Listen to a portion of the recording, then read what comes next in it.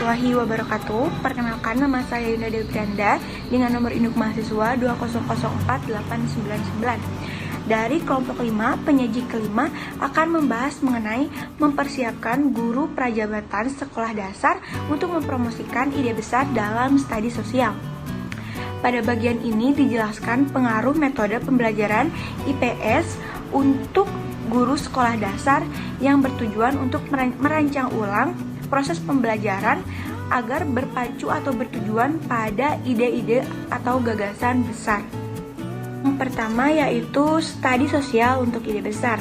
Ide besar untuk kurikulum IPS merupakan prinsip tentang cara yang digunakan manusia untuk berinteraksi satu sama lain dengan dunia mereka. Grant dan Gradwell menulis bahwa ide besar merupakan pertanyaan atau generalisasi jujur secara intelektual dan ditampilkan secara menarik bagi siswa. Yang kedua yaitu mempersiapkan guru SD prajabatan untuk mengajar social study. Kursus social study adalah standar yang digunakan untuk melatih guru SD prajabatan agar mempersiapkan pemahamannya mengenai keterampilan yang mereka butuhkan dalam mengajarkan ide-ide besarnya untuk para siswa. Ketiga yaitu kursus metode studi sosial dasar yang dirancang ulang.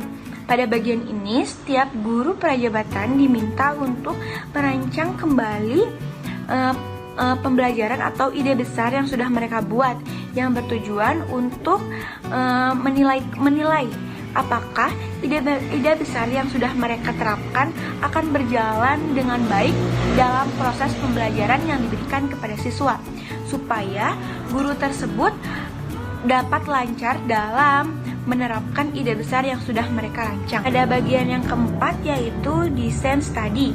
Pada bagian ini, menurut Sulman mengemukakan bahwa ada 3 kompeten yang harus dimiliki oleh seorang guru. Yang pertama yaitu isi materi. Yang kedua, mempersiapkan pedagogik atau pengetahuan pedagogik, dan yang terakhir yaitu mengetahui pengetahuan tentang kurikuler. Ketiga komponen ini harus sangat diperlukan oleh seorang guru supaya dalam proses pembelajaran dapat berjalan dengan lancar dan guru tersebut dapat mengetahui arah tujuan pembelajarannya itu kemana. Yang selanjutnya yaitu temuan-temuan. Pada bagian ini ditemukan 3 poin penting dalam penelitian. Yang pertama yaitu memeriksa pengetahuan subjek peserta. Yang kedua yaitu berfokus pada konten pedagogis pengetahuan, dan yang terakhir melaporkan pengetahuan kurikuler. Yang selanjutnya yaitu pengetahuan area subjek. Seringkali guru prajabatan mendefinisikan ide besar dengan mengaitkan hubungannya dengan topik, konsep, dan fakta studi sosial. Namun, hal ini tidak dapat disalahkan bahwa setidaknya guru prajabatan sudah memahami mengenai teoritis apa itu ide besar, dan dalam bagian ini dilatih untuk menerapkan keterampilan supaya materi teoritis yang sudah dipahami oleh guru prajabatan dapat dihubungkan dengan keterampilan yang mereka miliki. Saya Rizky Rinaldi. Di sini saya akan menjelaskan mengenai memahami tujuan dari ide-ide besar. Guru prajabatan sering menekankan bahwa ide-ide besar membantu guru IPS menghindari pengajaran fakta yang berbeda tanpa makna. Pernyataan ini menunjukkan bahwa guru prajabatan memahami ide-ide besar sebagai cara untuk menertibkan dan fokus pada banyak fakta yang bisa dilakukan menjadi bagian dari kurikulum ilmu sosial. 2. Memahami tujuan ide besar untuk pelajaran khusus. Analisis rencana pelajaran yang direncanakan dan diajarkan oleh setiap guru prajabatan mengungkapkan perbedaan dalam kejelasan tujuan mereka.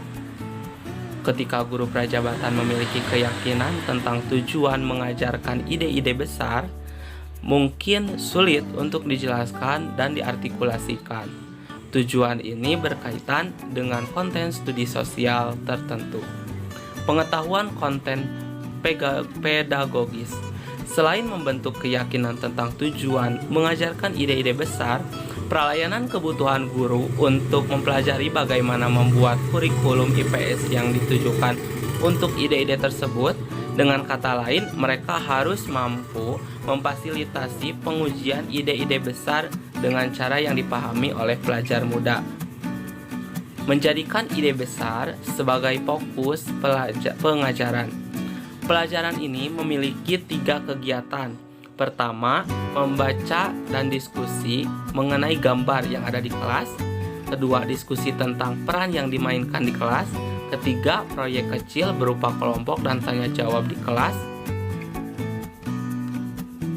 Selanjutnya, menggunakan ide besar untuk menghubungkan konten dengan kehidupan siswa.